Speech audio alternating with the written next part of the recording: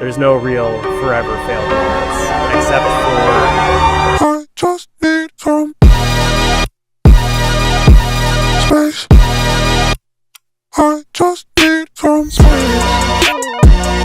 Bray Falls is one of the best astrophotographers in the world, photographing some of the craziest moments in astronomy over the last decade, as well as being the first to discover parts of our universe never touched before. He is one of the co-founders of Starfront Observatories, the largest remote observatory in the world. Today I got to sit down with him and discuss his experience in astrophotography, as well as how the average person can get involved, and why everyone should look to the stars. If you were to introduce yourself to a random passerby, somebody who's walking down the street, how would you introduce yourself and what would you tell them about you? I would say my name's Bray. I like space. I like observing space, taking photos of it, and then sharing that with the world. You started doing astronomy at 13 years old. Observing from your backyard, what was the spark that made you look up in those early years? So the first thing immediately that was sparked for me is I saw Jupiter's moons with a pair of binoculars. Like on a whim, I saw something on the internet that's like, oh, you can see these things. You can't see them with your naked eye, but you can see them with binoculars. And so I went out and tried it, and instantly I was like, mind-blown moment. There's things that are out there that my eyes can't see that have just been sitting there my whole life, hidden, until I like actually put some optics on the sky to see what was there. So that kind of is what got me hooked immediately, is that first realization. As a child, was it always astronomy, or did your mind kind of focus on different things like an average child would? Yeah, I filtered around through a couple different things. Like as a kid, I was really interested in like insects, rocks. Yeah, I had a couple different like phases that I moved through of things to be obsessed with, and then I kind of like latched on to astronomy pretty hard.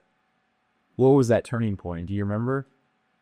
It was literally that moment of just using binoculars and seeing Jupiter's moons. Like after that, I knew I had to get more, and I kept sticking with it throughout my whole childhood. I just kept buying more telescopes. I ended up getting into photography along the way. Like I started out doing astronomy visually, like with an eyepiece, but you quickly learn doing astronomy that your eyes don't work very well for seeing most things, and you kind of have to switch to a camera. And so I also got very much into photography, like as a means to do astronomy. So If I met you at 15 or so years old, what would I notice right away about you and the different mannerisms that you had that you think kind of reflect into you today? I think, well, I was a lot more awkward when I was 15 or 16. You'd probably notice that to start. I was not very sociable, but I was obsessive as well. And I'm still very much obsessive. That's still one thing that's kind of stuck along the way. I'm still like obsessed with the same thing I was when I was a teenager. So that's probably what you would notice stuff. Do you view that as a positive, this sense of obsession? Because like, I'm sure it could be negative and positive.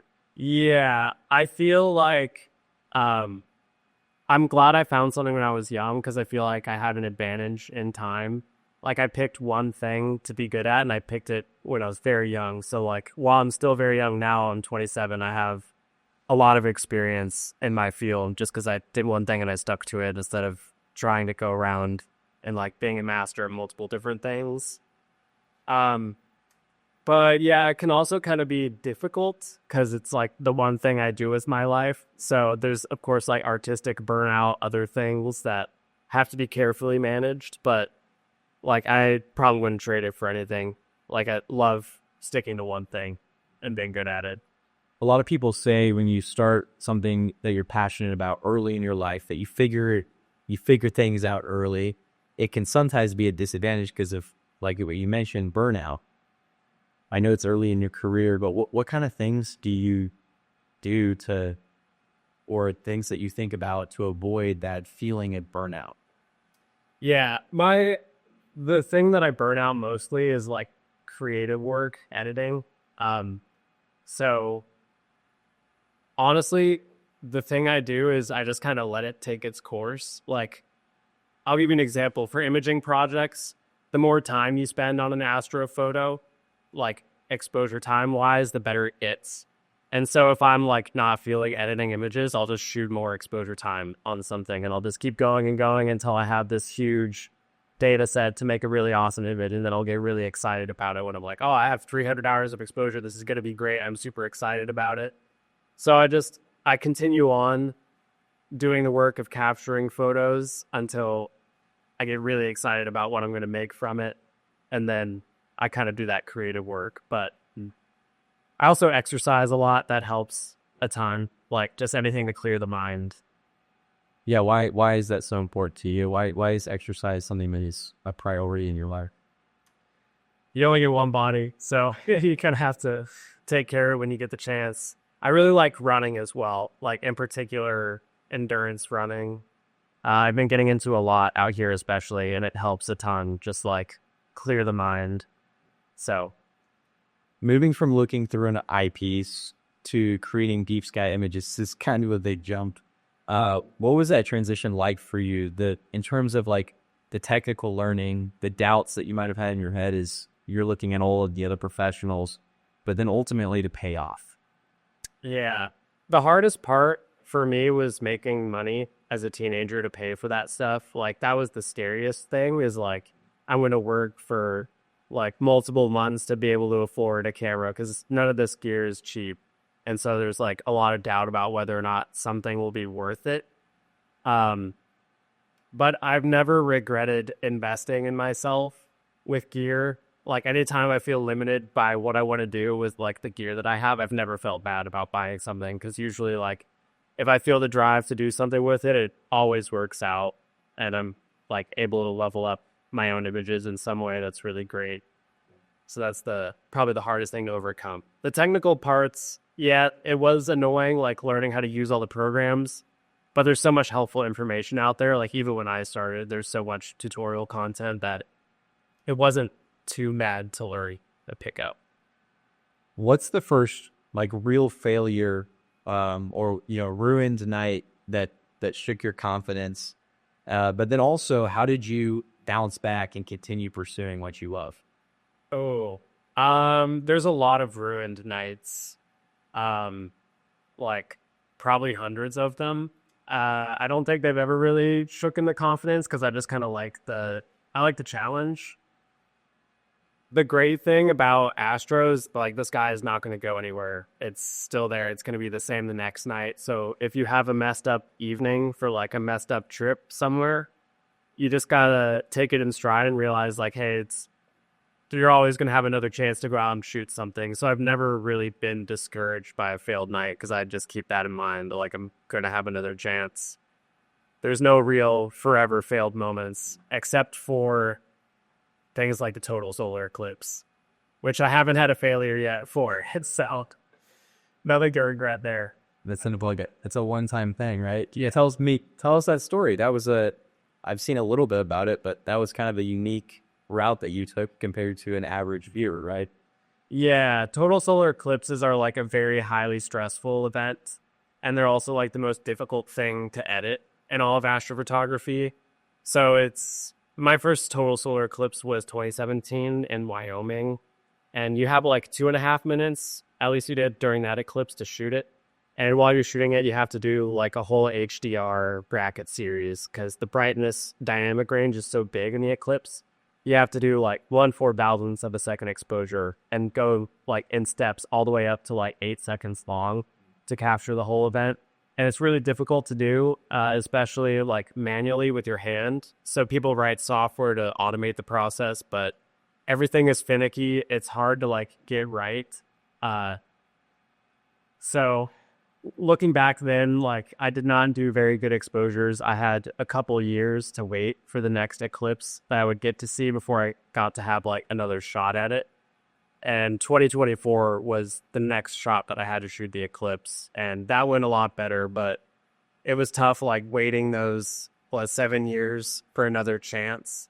So those things are difficult, but I like the difficulty and the adventure. If it was easy and perfect every time, then it wouldn't be exciting. Like that's part of the fun.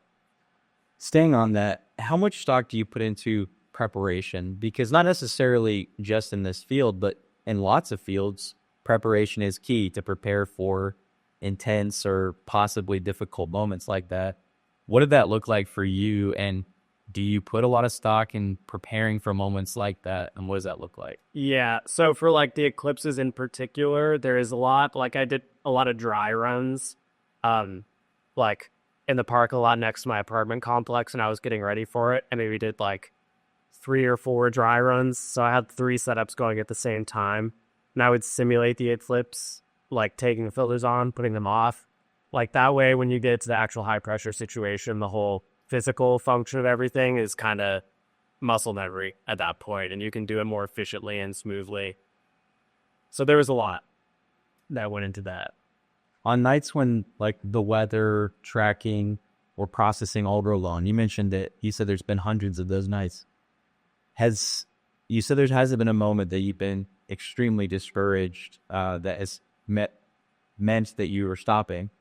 But in those moments, I'm sure there is some discouragement, some frustration. Oh, yeah. But what do you do to reset?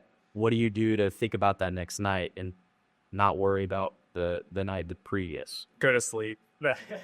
Usually, like, the frustration comes with sleep deprivation. Like, that's the hardest mental thing to battle.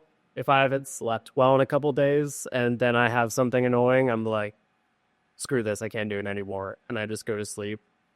And it takes me a couple days to get my sleep to recover to a point. I think like staying up so many nights has messed up my ability to handle staying up late. I don't know if it's getting older as well. Like I'm not the same as I was when I was 15 or 16. So that's a challenge. But yeah, just lots of sleep. Like sometimes if I have to go hands off and stay away from Astro for a couple days, I'll do it.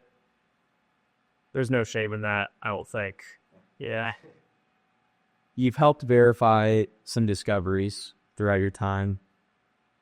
For somebody who doesn't know anything about astronomy, can you kind of explain what that process looks like and what your role looks like in that? Yeah. So there's some things I've helped verify, like nebulas my friends have found, and then there's other things that I've found myself, kind of like 2 distinct categories there. The process for me is... So it all kind of started with my friend's discovery of the O3 arc next to the Andromeda Galaxy.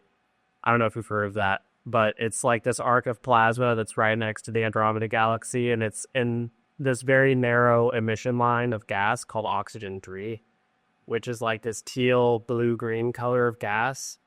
And so I had the idea that since there was this new thing right next to the Andromeda Galaxy, which is like the most photographed spot in the night sky, that there must be stuff everywhere if it's been missed like in this spot that everyone looks at. And so I went through like a grid search of the night sky, essentially.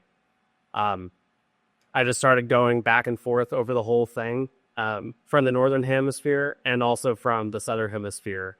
So I've covered the entirety of the sky, like searching in this wavelength of light.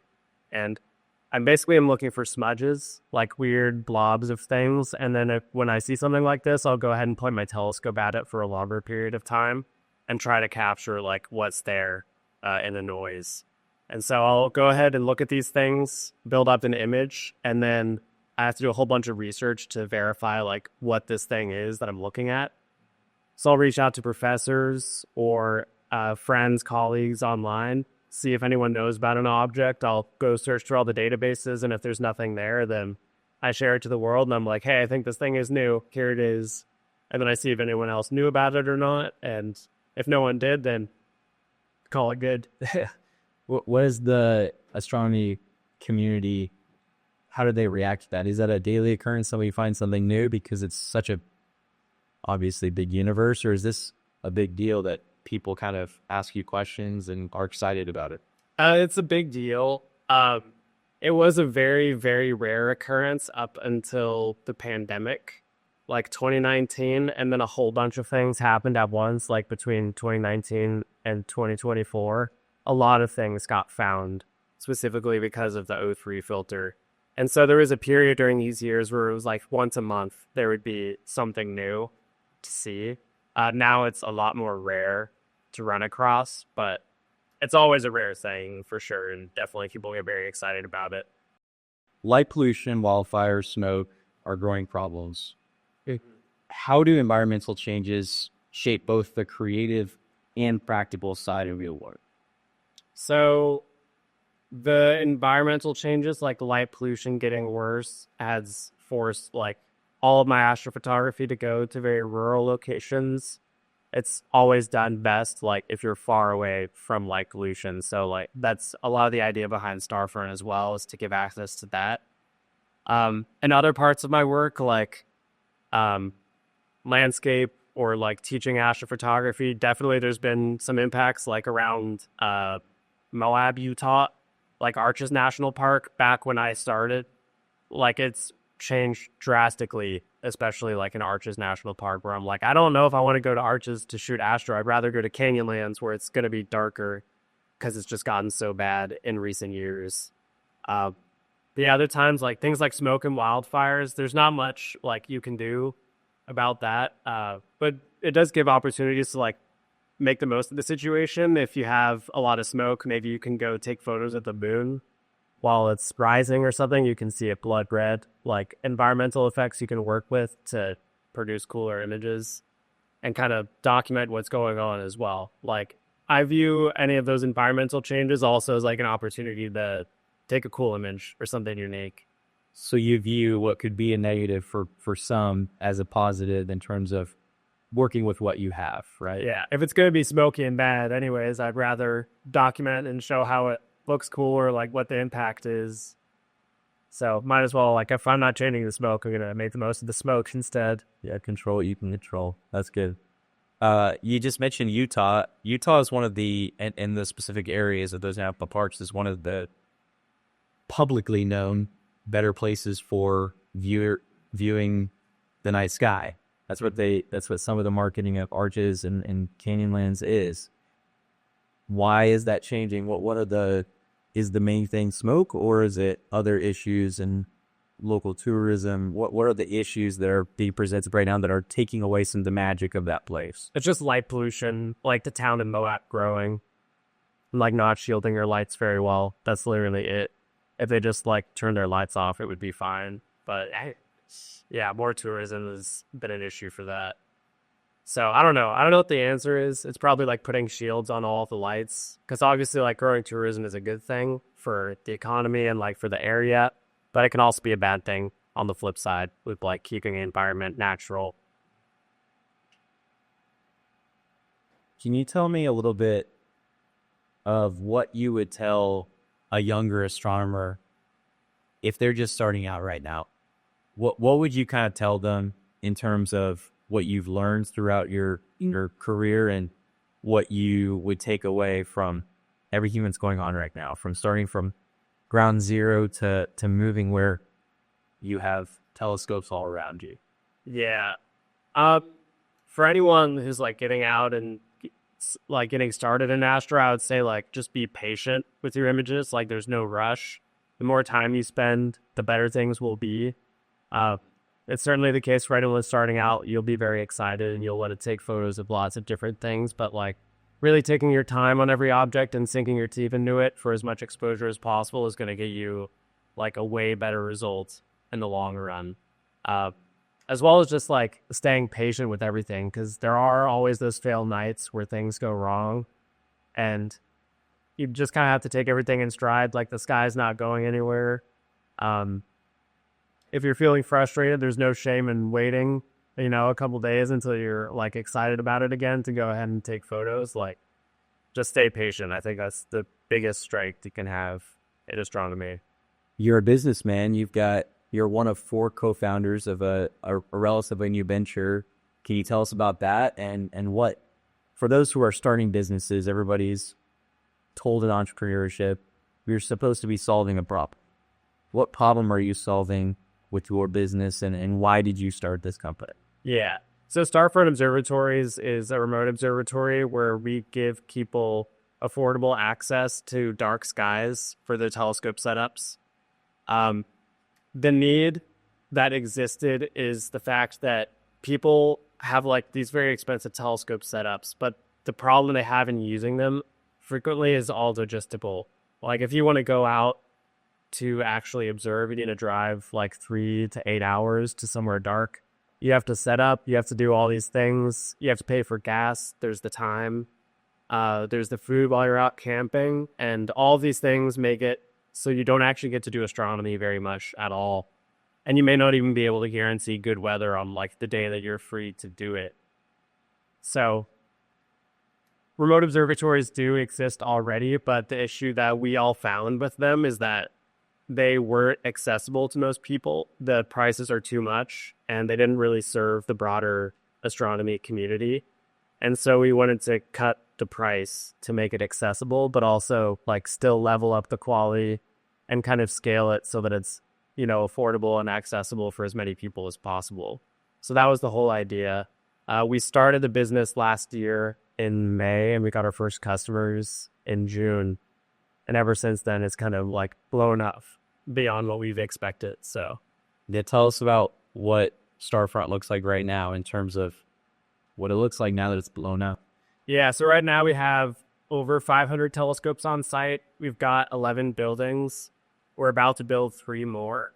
So right now it's the largest remote observatory in the world by the quantity of scopes that are here. This is like the biggest place for communal astronomy in the world. That's really special. Yeah. Yeah, that's really cool.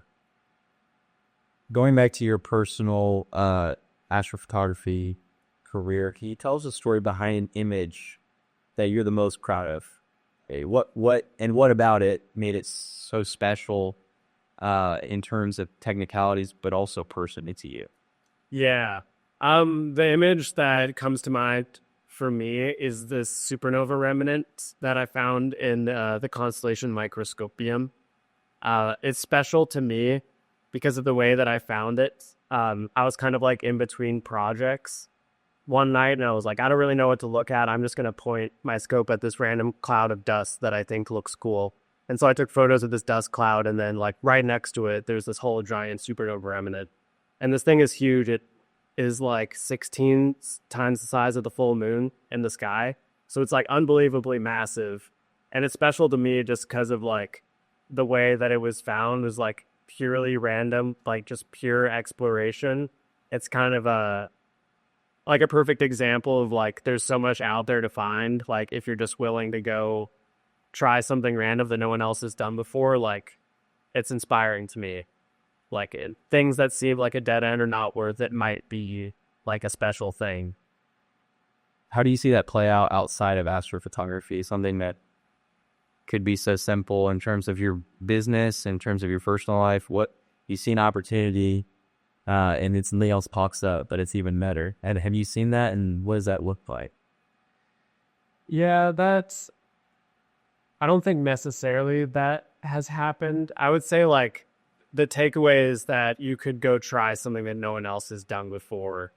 And like, if it works out or not, like you can be happy about the exploration. And oftentimes it does work out like beyond what you would expect, which I think kind of lines up with this place as well. I mean, it's like a huge risk to go out to the middle of nowhere and like try something like this, but definitely has been worth it.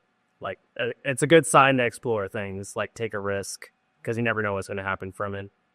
You're at the forefront of this industry right now. In your opinion, what does astrophotography look like in 5 to 10 years from now? I think in 5 to 10 years, there will be like a large shift towards smart telescopes and making things more accessible for the average person that doesn't know much about astronomy. I think right now there's like big barriers to entry and getting involved. Like one of the big barriers was access to dark skies, which is like problems that we've hammered on out here. But still, like one of the other biggest problems is the cost to get into it is still too expensive for most people. So I think the industry will shift towards like lowering that barrier so more people can get involved. And I think that the way to do that is smart telescopes. And so I think there'll be a broader shift to that just to get new people into the hobby, which I think is good. Like the more people doing it, the better.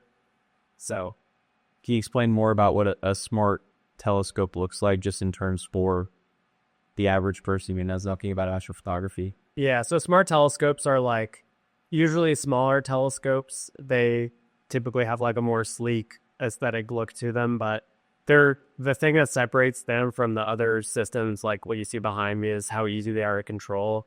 They're usually like everything is coded into a nice user interface where you don't have to learn too much about like the software intricacies or things that are too complex for the average person that's just going to steer them away.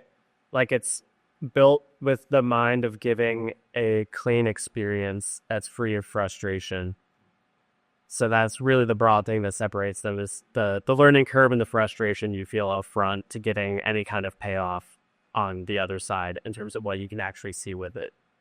Ideally for you personally, what is your career? What is this business? What is your, I guess, life look like in 5 to 10 years if everything goes to plan? Yeah, so I think one, this site will continue to grow. We want to also like make smart telescopes accessible to people here on site in a broader way. As far as like hosting the scopes here and then renting them out to people, that's a really big thing that we want to do. Again, just to lower the cost. Like if we can cut the cost of people having to pay for a telescope at all, like if it's that easy to get into it, I think that would be really great. By then we'll have a lot of scopes here if everything goes well. That'll be a lot of scopes. I don't know. I'll probably hopefully not be living in an RV anymore. Maybe I will have a house out here.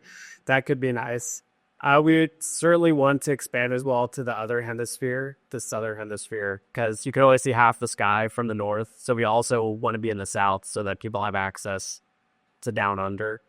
90% of the world's population lives in the northern hemisphere, so most people can't see the other half of the sky, which contains like some of the best things that you can look at with the scope. So in 5 to 10 years, I think that vision will come to reality if everything goes well. So expanding to the southern hemisphere, what type of sites, what type of locations are known for having the type of skies that you're looking for? There's a couple countries that have world-class skies. There's Chile, Namibia, and South Africa, and then Australia. Just for like infrastructure and for living there, Australia, I think, is like the obvious pick because I don't know Spanish. I don't know the language in Namibia. So it's the most natural for us. So I think that's going to be where it goes most likely. And they have great observing conditions there. Obviously, there's like not a lot of people that live in Australia. There's very low light pollution. It's quite dry, so it'll be a good place. When you think about everything that you've done so far and everything that you plan on doing, how do you want people to remember your work? Ooh. I would hope that people would remember my work as something that was like new or creative. Like that's the thing that I've strived for, at least artistically, is like just something that people hadn't seen before. Like the first image of something, or like the first way something has been seen in that light. Just creative. That's what I'd vote for. That ties really well into my next question, which comes from an outside source, but it's just asking, and you'll get to this in a second, but I like to have my guests ask a question without knowing who they're asking it to. And one of the questions that I have for you is how do you display yourself creative in your creativity, but also as an artist? How do you exhibit your artistic abilities? And the obvious answer is photography, but I'm curious if you could dive into that. Yeah. Photography is like the main way in which I exhibit myself naturally. The way I present my work, like I try not to be very flashy or talk about it that much. Like I just let the work be what it is, and like the photo speaks for itself. I don't like try to get in the way of it or say too much about it. For the most part, like I think I'm kind of reserved in that way. I don't know if that makes sense. It does. Answer. Yeah, you're reserved, but also humble. because people like your work. I mean, we've seen that on social media, right? What prompted getting on social media, sharing what you have, and sharing to the world what's up there? Yeah. I wanted to share with my friends and family like the hidden world that I thought was really cool that I wanted to see, or that I was seeing, and that, you know, I couldn't share just looking through a telescope. Like, that was the whole reason behind it. I mean, I just started posting like on Instagram on my personal account, and my girlfriend at the time like made my photography account for me, which is like, you should just start sharing this like as photography. And so I kind of took that to a separate page apart from my personal one. That's kind of how everything started there. Yeah, social media definitely has been a big part of astronomy for me, like constantly attached to it. I think astronomy is a group hobby, and it's a hobby that's meant to be shared and not one that's meant to be done alone. Like, the whole exciting thing about it is sharing it with other people, like seeing how they react, or like giving them a cool experience. Like, sharing that realization that I had with other people is the exciting thing.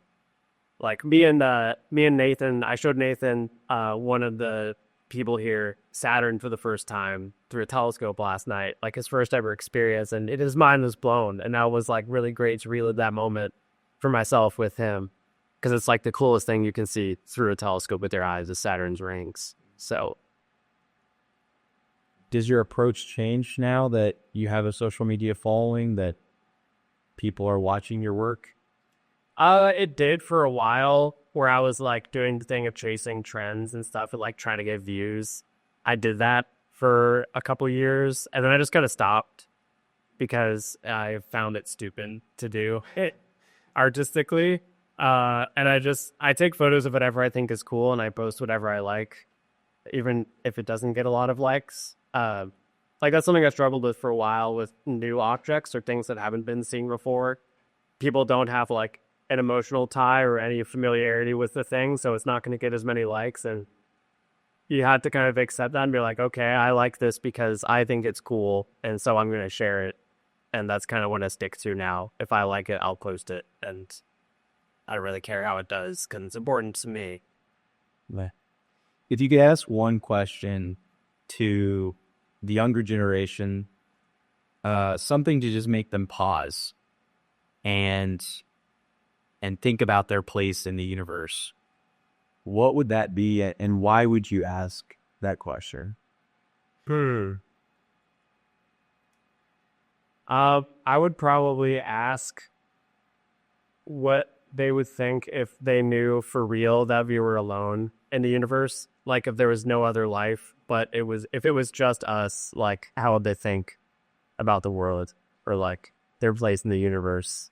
I think that is probably a great thing to think about. Like, there's probably a comforting thought in thinking that there's aliens, but like, what if it's just us? Like, that's probably really scary to think about, because as far as we know, it is just us. So I think about that a lot too. And then finally, what is one question that you would pass on to another guest that I have on? Something that you think would be a good question to be general, but also that you're interested in. When you meet somebody new, what are you looking for in that question? Yeah. It's going to be someone that's like at the top of their field. Yes, sir. And a thing. I don't know. What would you be without the field that you're so passionate about? Like, what would you have left if you didn't have it? Probably. Oh, that's really big. And then finally, is there something, a quote, something that someone said to you at some point in your life that motivates you to keep going, that you think about on a regular basis? Is there something that sticks with you, a story maybe, to this day that has kind of helped you engage in this field and continue through this process of your career and your life? So I think, have you ever seen the movie Gattaca? I don't think so. It's like a movie from 1997, I think. It's about this like sci-fi world where people get to pick like the genes of their kids. Oh, I have. Yes. Yes, and then there's this guy that's a natural born kid, and then he has to like overcome his genetic odds to like go to space. I always found that story really inspiring. Like my biology teacher played that movie for us in sophomore year of high school, and I was like, wow, that's so inspiring. Like all the things you can do, like in spite of like your initial situation, if you just like believe, convince yourself and work for it, like we could go to space. And I always thought that movie was like really inspiring to me. So If you could say one thing to people who are getting educated right now, whether that's high school or college or in any field, something that you took away from your experience in education and pursuing your passion, what's the one thing you would tell them? I would say that you can kind of do anything that you want to do, like if you're passionate about it. Like I would pick something that's hard to do, get good at it, like believe in yourself, because a lot of people are going to be like on that path of going to school and getting a job, and it is like the safe path, but it's still like actually very risky. Like you're going to die and you might like get laid off, and you might go 10 years down the road, realize like you didn't do what you wanted to do. And like the risk in playing the safe route is so great if you're in school and you're young. Like there's so much you can do. There's so much time you have to like risk and mess around and like try something different. So I would say like take on risk and do something exciting, because you're never going to have an easier time to do it than when you're young or in school. So get good at something hard or whatever you can, then take a risk. Thank you for listening to the Long Answer podcast. I hope you learned something today, but most importantly, I hope you go and apply it to your life. If you haven't already, go check out our show on our socials. We'd love to connect with you. Thanks for listening. My name is Josiah Winnell. Go be great.